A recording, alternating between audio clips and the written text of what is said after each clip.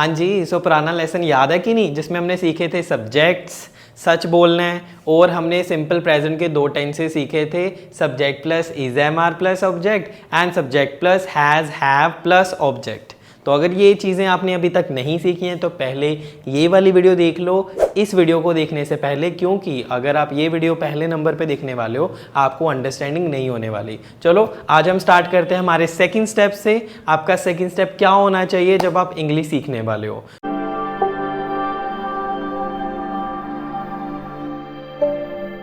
So guys, आज हमारे next step में हम सीखेंगे कि ये वाला रूल कैसे यूज़ करना हो, और अगर ये रूल आप सीख लेते हो अच्छे से आपका सिंपल प्रेजेंट टेंस जो है वो कंप्लीट हो जाएगा। वैसे तो मैंने आपको बताया था कि हमें टेंसेस में बहुत ज़्यादा नहीं घुसना है, हमने सिर्फ कोशिश करनी जो हमें ज़रूरी है वो चीज़ें सीख लें। एंड सिंपल प्रेजेंट बहुत ही ज़रूरी टेंस है। कई बार क्या होता है हमें सिंपल प्रेजेंट आता नहीं होता और हम बहुत कॉम्प्लेक्स टेंसेस को सीखना शुरू कर देते हैं, जिनसे हम कुछ एक्चुअली बोल नहीं पाते इंग्लिश में, ना ही सही से लिख पाते हैं। तो ये स्टेप बहुत इंपॉर्टेंट है। अगर ये स्टेप आप अच्छे से कंप्लीट करते हो आपके आगे वाले स्टेप्स इजी होने वाले हैं। तो पहले मैं आपको समझा दूं कि यहाँ पे लिखा क्या है। जैसे हमने अपनी पहली वीडियो में डिस्कस करा था सब्जेक्ट के बारे में, तो एस मीन्स सब्जेक्ट, उसके बाद हमने लिखा है V1। V1 means first form of verb. मैं नहीं आपको कहूँगा कि यार आप फॉर्म्स ऑफ वर्ब्स को याद करो, फर्स्ट फॉर्म क्या है, सेकंड क्या है, थर्ड क्या है। अभी के लिए अगर आपको फर्स्ट फॉर्म पता है दैट इज ओके। और फर्स्ट फॉर्म होती क्या बेसिकली, एनी एक्शन। एक्शन कह लो या आप एक्टिविटी कह लो, कुछ भी एक्टिविटी अगर आप करते हो उसे हम एक्शन बोल देते हैं या एक फर्स्ट फॉर्म ऑफ वर्ब बोल देते हैं। जैसे कि अभी मैं लिख रहा हूँ तो ये क्या होगी एक्टिविटी, राइट। अब मैं क्या कर रहा हूँ, close the marker, open the marker, right. और हम इसे बेटर बोल सकते हैं अनकैप, ओके, द मार्कर।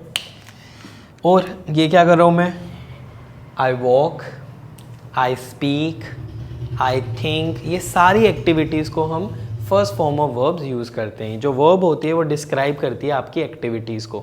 तो याद रखना, first form of verb helps you to describe the activities you do, okay. और बात करें हम प्रेजेंट की, सिंपल प्रेजेंट का ही टेंस यूज़ करें तो ये वाला जो रूल है this is about simple present.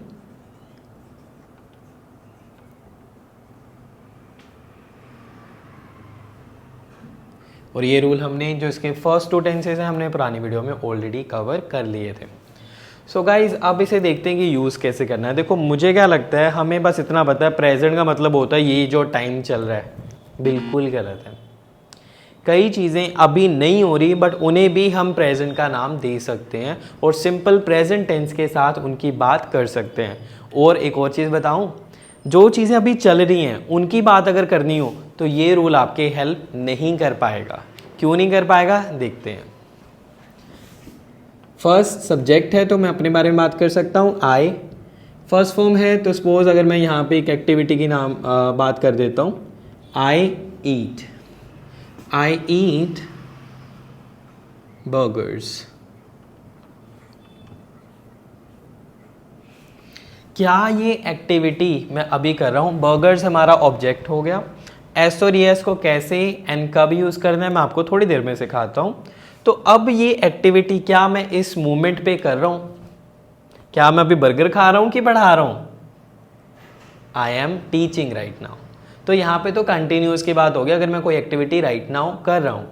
But अगर मैं कोई एक्टिविटी रिपीट करता हूँ इसे हम बोल सकते हैं रिपीटेड एक्टिविटीज और रिपीटेड एक्शन।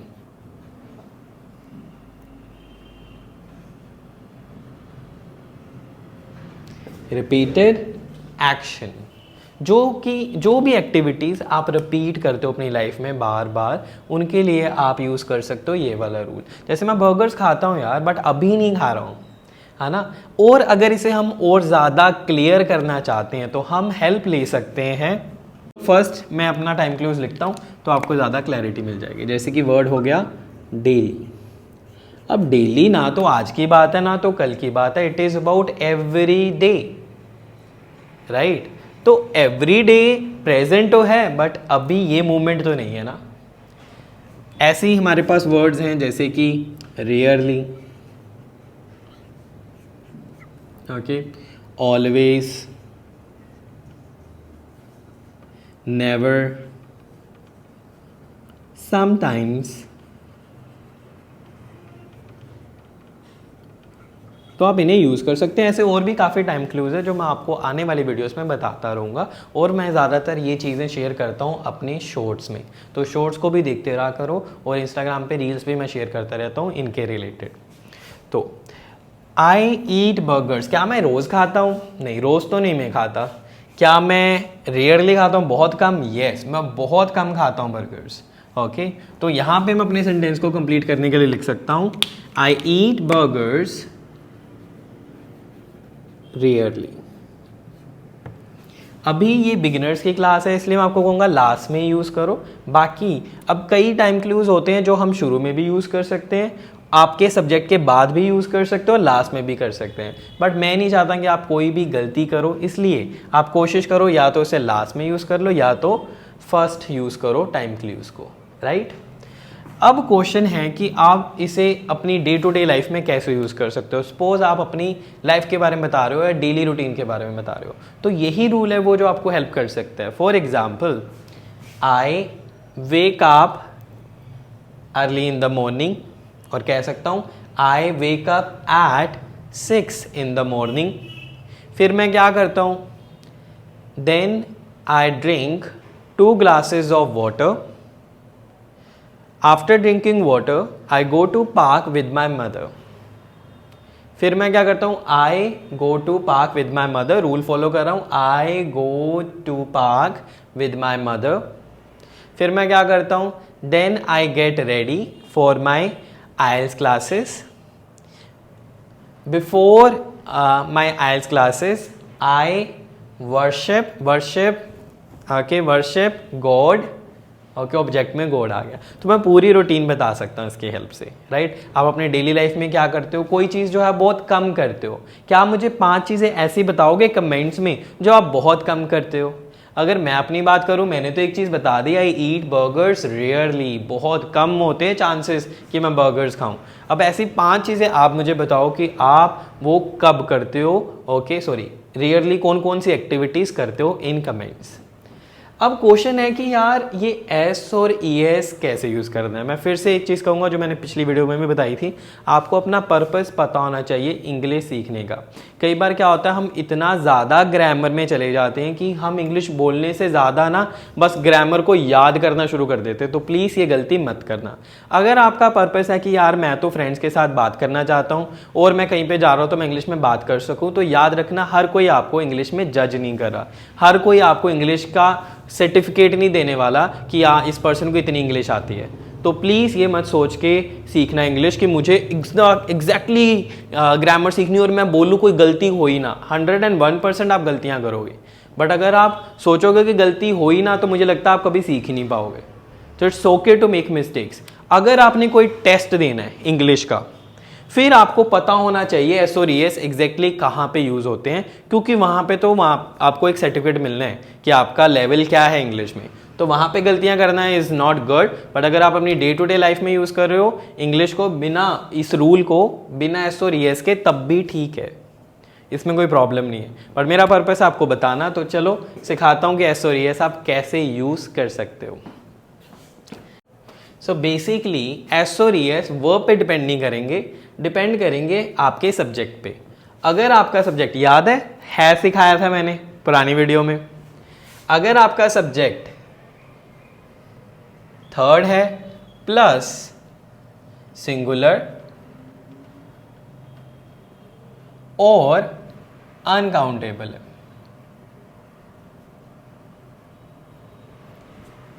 थर्ड सिंगुलर या अनकाउंटेबल है, तो आप यूज करोगे एस या E S. For example,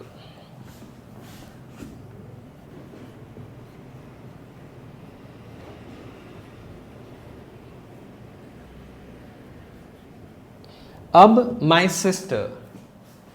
sister first second third है। चलो थर्ड तो पता लग गया, फर्स्ट हो गया, हमें पता लग गया कि मैं जिनकी बात कर रहा हूं वो थर्ड तो है।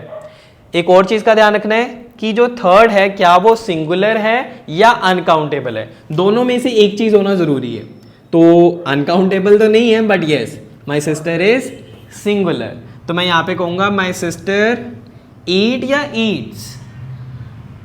देखो जो हमें एस और एस के लिए चाहिए वो तो यहां पे हमें मिल रहा है, तो इसलिए हम यहां पे यूज करेंगे eats.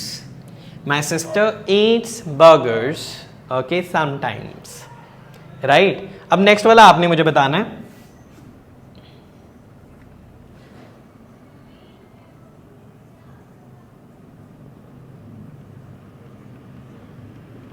वीडियो को कर लो पॉज और मुझे बताओ क्या ये सेंटेंस होना चाहिए माय फ्रेंड्स मीट या माय फ्रेंड्स मीट्स। और प्लीज़ अगर आप कमेंट्स नहीं कर रहे हो तो अपनी नोटबुक ज़रूर साथ में लेके बैठो। मेरा कोई मोटिव आपको गलत प्रूव करना नहीं है, बट मैं चाहता हूँ कि आप साथ के साथ करो ताकि आपको पता लगे यार ये चीज़ मैं गलत कर रहा था, इस वीडियो को देखने के बाद वो चीज़ अब मैं गलत नहीं कर रहा हूँ। तो इसका प्लीज़ थोड़ा फ़ायदा उठाओ, कमेंट्स में भी शेयर करोगे, कोई इसमें हेजिटेट करने की ज़रूरत नहीं है कि मेरा आंसर गलत हो जाए। मैंने बहुत मिस्टेक्स करी हैं तभी मैं आज सिखा पा रहा हूँ, राइट। सो अब देखते हैं दोबारा से माई फ्रेंड्स। तो फर्स्ट सेकेंड थर्ड तो हैं, सो यहाँ पे हमारा ऑलरेडी टिक लगा हुआ है। माई फ्रेंड्स सिंगुलर है या अनकाउंटेबल है, दोनों में से कुछ भी नहीं है। दिस इज प्लूरल, एक से ज़्यादा है, तो इसलिए हम यहाँ पे ना तो एस यूज़ करेंगे ना तो ई एस यूज़ करेंगे, क्योंकि हमारा सब्जेक्ट इसके साथ मैच नहीं कर रहा है। तो इस तरह से आप ध्यान रख सकते हो एस और ई एस का, बट हमने ये भी देखना है कि एस का भी यूज़ कर सकते हैं और ई एस का भी यूज़ कर सकते हैं, राइट। आपको पता है, अगर पता मुझे कमेंट्स में बताओ, एस का भी यूज़ करना और ई एस का भी यूज़ करना है। तो चलो वीडियो पॉज करके आप अपना कमेंट कर सकते हो। बेसिकली मैं आपको बता देता हूँ कि ये चीज़ का आपने ध्यान कैसे रखना है। तो ये जो चीज़ है एस और ई एस डिपेंड करती है ऑन द वर्ब। अगर हम बात करते हैं ई एस की, तो आपने देखना है फर्स्ट स्टेप तो यही रहेगा, this is your first step to check your S और ई एस, ओके।